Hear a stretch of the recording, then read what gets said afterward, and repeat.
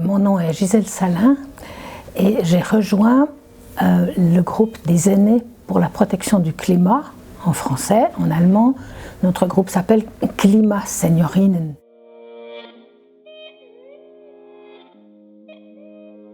Nous nous sommes réunis et constitués en association afin de déposer une requête auprès de la Confédération parce que la Confédération ne respecte pas les normes en matière de climat. Et les femmes âgées sont les plus à risque dans notre société, c'est reconnu scientifiquement,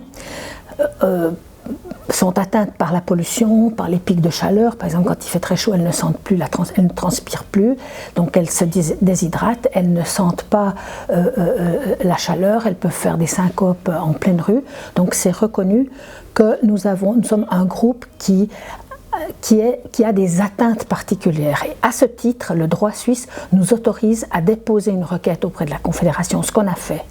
On l'a déposée en 2016 auprès du département de Doris Leuthard, de l'économie, l'écologie et les transports, et en demandant de respecter la Constitution, et qu'actuellement la politique qui était menée violait d'une part le principe de précaution, le devoir de protection, et là le département nous a refusé d'entrer en matière sur notre requête, ce qui nous a donné le droit à un recours au tribunal administratif fédéral à Saint-Gall qui était déposé en avril 2017. Ce tribunal a pris 18 mois pour nous dire qu'on n'était pas un groupe plus à risque que les petites marguerites dans les prés. Donc il n'est pas entré en matière sur les considérations scientifiques et aussi sur les droits de l'homme. Donc ce tribunal a aussi violé notre droit d'être entendu. Donc nous avons au début de l'année 2019 fait recours au tribunal fédéral à Lausanne, qui devra cette fois entrer en matière de façon vraiment au niveau juridique sur ces questions-là. Donc on espère que notre requête sera entendue et que le tribunal va contraindre la Confédération à respecter les accords de Paris. Donc devra vraiment le faire.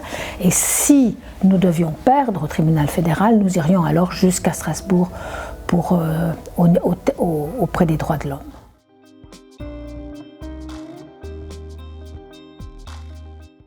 Alors je suis tombée sur un article, je crois que c'était dans un train, qui informait de la constitution de ce groupe de femmes âgées au niveau suisse, et ça m'a vraiment tout de suite plu. Je venais de prendre ma retraite et donc rejoindre un groupe de femmes de mon âge pour mener une action, disons, qui avait du sens pour moi. C'est-à-dire que je trouve que cette action est utile, c'est-à-dire d'utiliser la notion juridique, c'est-à-dire on ne peut pas se comporter, utiliser n'importe comment et atteindre la santé des personnes, exploiter la nature au-delà du possible.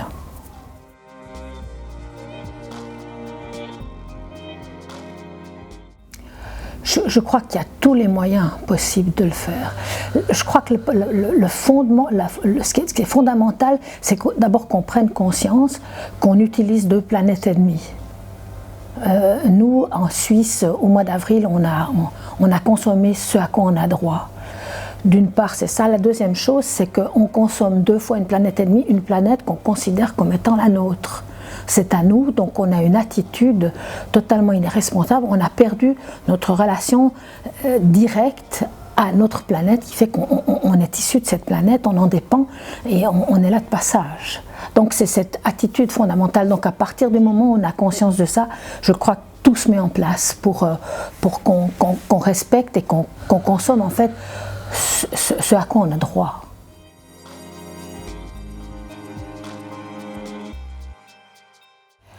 Alors je dirais ma plus grande crainte, c'est vraiment la bêtise humaine, la bêtise et sa rapacité. Brecht disait cette phrase, l'homme ne vit pas au-dessus de sa panse. C'est donc ça, il veut tout le temps bouffer, rafler, tuer, génocider. La race humaine contient vraiment des monstres qui entraînent des mouvements impensables. c'est terrible. Et d'autre part, il y a évidemment un contrepoids avec une bonté, un espoir et beaucoup de gens qui se bagarrent. Et mon espoir en ce moment, c'est vraiment la grève des jeunes.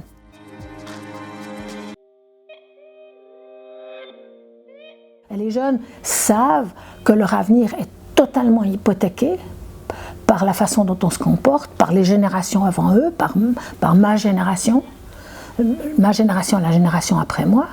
Et donc, leur réaction est fondamentale. Ils ont les pieds sur terre, ils sont fantastiques. Et ça, vraiment, il faut les soutenir et ne pas les laisser tomber.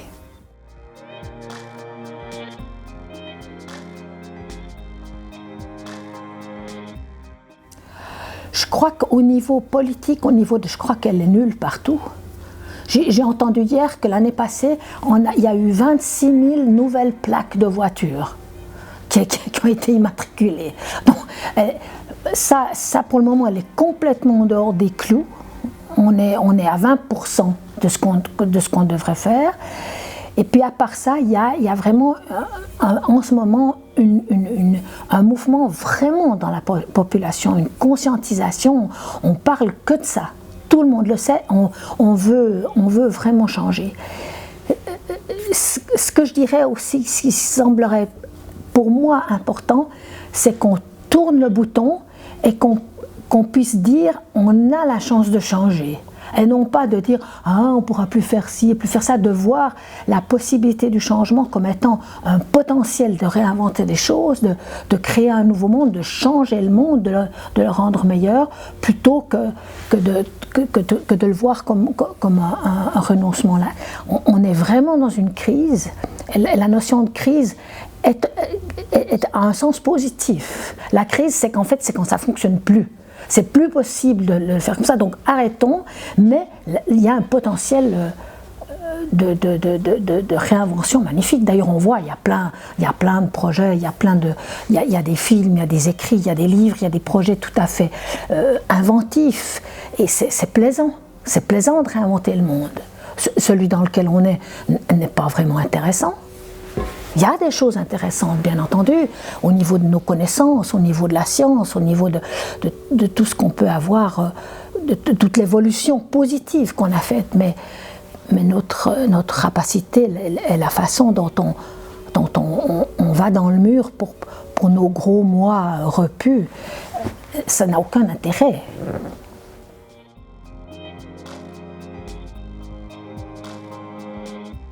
Moi, je pense que c'est pas la peine de faire une chasse aux sorcières. Je crois qu'il y a des causes absolument multiples de cette situation dans laquelle on est. Il y a le capitalisme, il y a la rapacité de l'homme, il y a les grandes entreprises, les militaires, etc. Je crois que c'est pas important qu'on fasse maintenant ce genre de procès. Je crois que ce qui est important, c'est que parce que le temps est court et il faut qu'on se bouge très vite. Ce qui est important, c'est de dire maintenant, on change.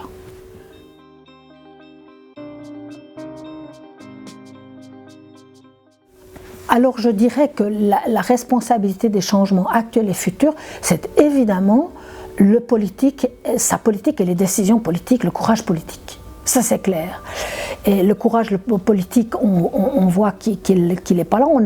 Ce qu'on peut constater, on est tous en train de comprendre à quel point le politique dépend complètement de l'économie. Comment des grands marchés, des grandes influences, de l'argent, du pognon. Donc, est-ce qu'on va élire des politiques qui ont le courage de dire non à l'agrochimie, au poison?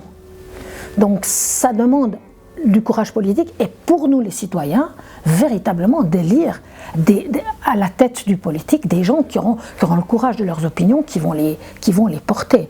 Donc en démocratie, nous les citoyens, on porte une responsabilité très très importante. Et là, on a vu aussi qu'il y a beaucoup de gens qui le comprennent. Là, les élections changent, ça bouge. À Berne, le 28 septembre, il y avait 100 000 personnes, c'était incroyable. Donc là, il ne faut pas qu'on lâche. Il faut vraiment qu'on soutienne des gens bien qui vont faire ce qu'il faut pour qu'on arrête de nous empoisonner.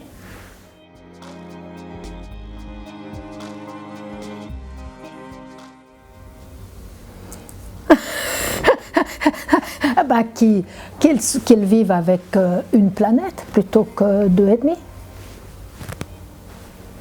C'est tout. Qu'ils me prouvent ça.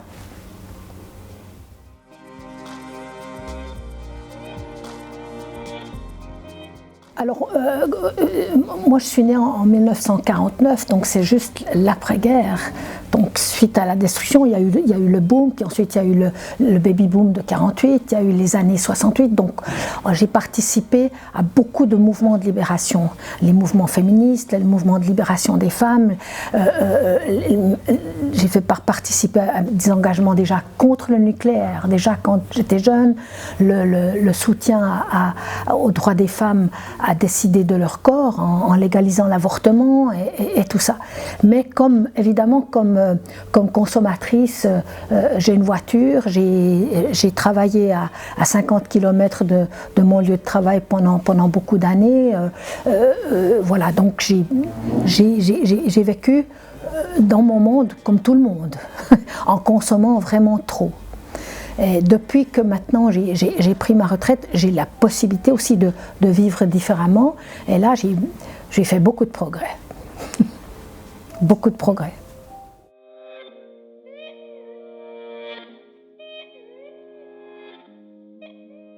Oui, on est entendu, on va voir, hein, maintenant le tribunal fédéral va nous montrer vraiment s'il nous soutient. Jusque-là, au niveau légal, on n'a pas été entendu, hein, au niveau de notre demande, de ce pourquoi on s'est réunis. Mais depuis qu'on s'est réunis en 2016, on a beaucoup d'échanges aussi avec l'étranger. Nos présidentes sont allées en Norvège avec un groupe de jeunes réunis par Greenpeace pour disons, manifester contre le forage de nouvelles plateformes de pétrole dans l'Antarctique. Et d'ailleurs, les Norvégiens n'ont pas ouvert ces nouvelles plateformes. On est en lien aussi avec des juristes français qui sont très engagés. Madame l'avocate Cabanès qui travaille beaucoup pour obtenir des juridictions pour la nature. Par exemple, qu'un sol ait des droits, qu'une forêt ait des droits. Par exemple, la forêt amazonienne, sur la Colombie, elle a des droits, mais c'est qu'une toute petite partie, et la forêt colombienne peut porter plainte pour les atteintes qu'elle subirait. Nous, en Suisse, on pourrait décider que le site des Alpes, qui est un des sites les plus importants d'Europe, pourrait être totalement protégé et avoir des droits. On ne pourrait pas porter atteinte à ce site-là. Donc ça, c'est vraiment des dossiers qui avancent beaucoup dans le monde au niveau de la juridiction. Voilà, donc ça bouge partout. Et évidemment, on est aussi en contact avec les jeunes de la grève pour le climat qu'on soutient. Dès la première grève, on a écrit une lettre à la direction de l'instruction publique suisse pour leur demander de ne pas les pénaliser pour cette grève. On leur a écrit en français et en allemand. On participe à leur grève, on est en contact avec eux.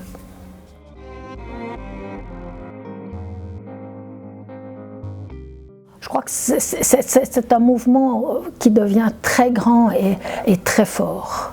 Et très fort. Et là, on est vraiment, beaucoup, ça se voit, on veut que le monde change. Et il y a beaucoup de gens qui sont prêts à donner du temps, à s'avancer, puis à avancer et à se battre.